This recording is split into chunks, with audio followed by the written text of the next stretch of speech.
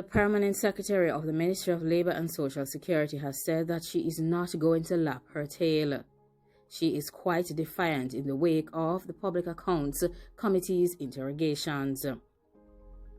It has been reported that the Permanent Secretary of the Ministry of Labour and Social Security has asserted that she will not be going anywhere as lawmakers push for accountability over the issues in relation to funding and misuse of funds at the Ministry of Labour and Social Security. Mrs. Colette Roberts-Risden, the Permanent Secretary of the Ministry of Labour and Social Security, has asserted that she will not be going anywhere as lawmakers push for accountability over the exposure of $3.3 billion to loss or misuse at the ministry. At the same time, a senior spokesperson for the Holness administration has pushed back against allegations that they are planning to host the top civil servant who reportedly does not enjoy the confidence of her portfolio minister Carl Samuda.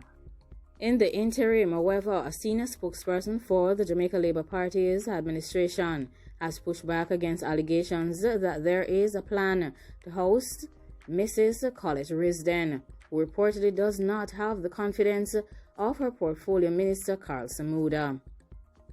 She says that she's not going to cower, she's not going to lap her tail, and she's not going to walk away.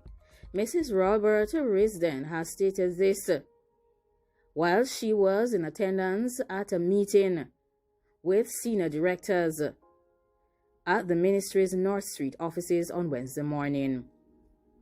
She also urged her colleagues that are unwilling to work as a team to retreat and leave the ministry if necessary.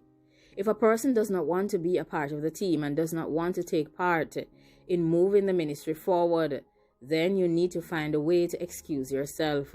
Whatever attitude or motive persons have, remember the country takes priority. The meeting followed Tuesday's sitting of the Parliament's Public Accounts Committee, whose members, mostly government representatives, flayed her over a culture of unresponsiveness to internal audit findings while accusing her of being derelict in her duties. It was further stated that the Permanent Secretary, who left Gordon House in tears, warned that if she is viewed negatively, the ministry will look bad and we all will look bad. Mrs. Roberts-Risden has declined to speak about the meeting, which was more than an hour long. The alleged comments, however, have reportedly not gone down well with some officials who claim that they left the meeting feeling intimidated and threatened. Who is she talking to when she says that persons are not part of the team? And who are those who should excuse themselves? Public servants did their work, and it is their work that has exposed the hills at the ministry. Is she saying that they are not part of the team? The Permanent Secretary was interrogated over the Auditor General's 2020 annual report released last month, which highlighted struggles of the Internal Audit Unit to get the management, including the Permanent Secretary, to respond to a range of findings, including 60 specific areas of serious concerns. Mrs. Roberts-Risden is the Chief Accounting Officer for the ministry, a fact that PAC members reminded her of in their unusually aggressive questioning of the senior civil servant. You and your team acted in flagrant disregard to the guidelines. This is what was declared by Williams, followed by Clark, who said, "You have to sit in the hot seat and take the blame." It was further noted that she was not aware of the 60 issues until the Auditor General's report. Mrs. Roberts-Risden maintained that even without a paper trail, many of the issues that she inherited in 2015 had been addressed. Ministry loyalists of Roberts-Risden have alleged that the fierce questioning of their boss, led by the government members of the PAC, was proof of a plan to have the Permanent Secretary removed from the ministry. The relationship between the Permanent Secretary and the Minister of Labour and Social Security, Samuda, reportedly went to a place that it is unrepairable soon after his tenure started in September last year because of an undisclosed procurement issue.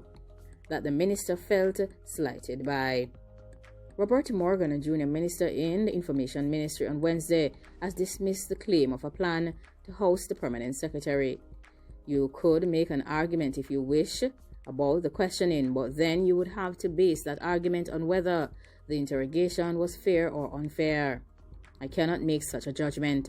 That's for the committee to declare in their right as legislators in how they interrogate matters that are before them.